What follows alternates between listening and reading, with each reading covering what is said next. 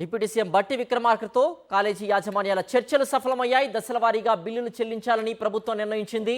దీంతో రేపటి నుంచి ప్రైవేట్ కాలేజీలు తెరుచుకోనున్నాయి. కాలేజీలు అడిగిన 1500 కోట్ల రూపాయలలో ఇప్పటికే 600 కోట్ల రూపాయలు విడుదల చేశామన్నారు బట్టి. మరో 600 కోట్ల రూపాయలు వెంటనే విడుదల చేస్తామన్నారు. అదనంగా 300 కోట్లు త్వరలో విడుదల చేస్తామన్నారు బట్టి విక్రమార్క.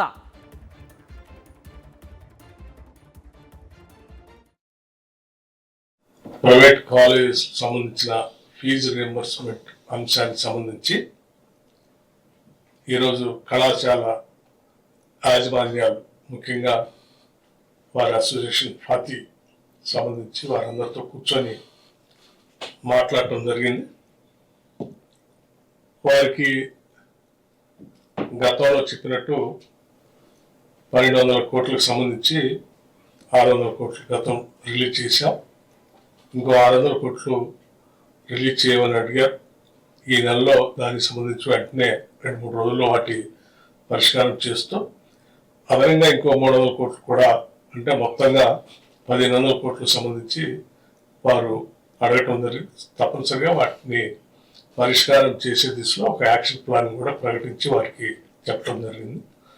దీన్ని సానుకూలంగా వారు కూడా స్పందించి అర్థం చేసుకొని ఇప్పటికే వారు కళాశాల బంద్ సంబంధించి 3వ తారీఖు నుంచి ప్రకటించి బంద్లో పెట్టినటువంటి వ్యవస్థని భవిష్యత్తులో ఆ బంద్ను కంటిన్యూ చేయాలనుకున్నటువంటి ఆలోచన కూడా ఈ చర్చల ద్వారా తీసుకున్న నిర్ణయం ద్వారా వారు విరమించుకోవటమే కాకుండా వారు అనుకుంటున్నటువంటి 8th నాడు ప్రపోజ్ చేసుకున్న ఫ్యాకల్టీ మీటింగ్ కానీ, లేకపోతే 15th నాడు స్టూడెంట్స్తో పెట్టుకున్నటువంటి మీటింగ్ కానీ, వీటన్నిటిని కూడా విరమించుకుంటున్నట్టుగా వారందరూ ఈ ప్రకటించిన తర్వాత ఈ అసోసియేషన్ వారు చెప్పడం జరిగింది.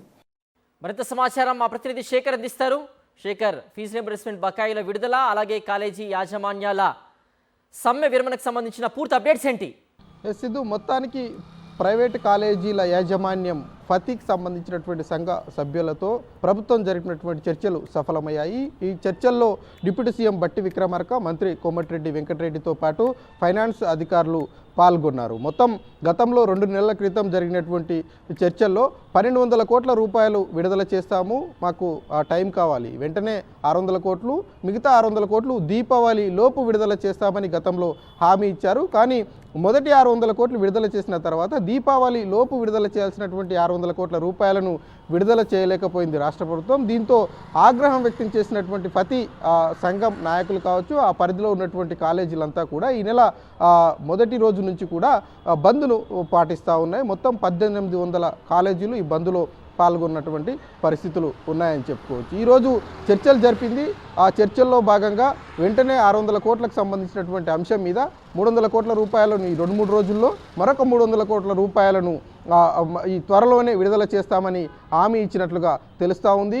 ప్రభుత్వం ఇచ్చినటువంటి హామీకి ఫతికి సంబంధించినటువంటి సంఘ నాయకులు సంతృప్తి చెందినట్లుగా, సానుకూలంగా స్పందించారు అన్నటువంటి విషయాన్ని కూడా వాళ్ళు ప్రకటన చేశారు. మొత్తానికి గతంలో ఇచ్చినటువంటి ఆ 1200 కోట్లకు సంబంధించినటువంటి ఏవైతే బకాయిలు ఉన్నా త్వరితగతిన పూర్తి స్థాయిలో క్లియర్ చేస్తామని రాష్ట్ర ప్రభుత్వం హామీ ఇచ్చినటువంటి పరిస్థితులు.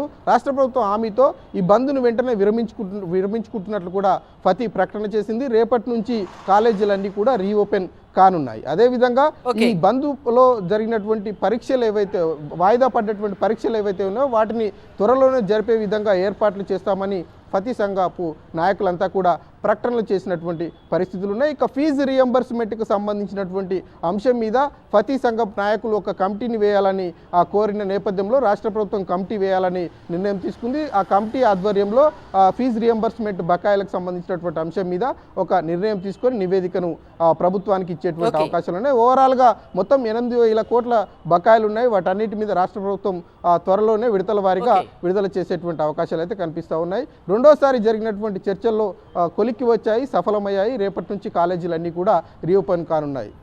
ఓకే శేఖర్.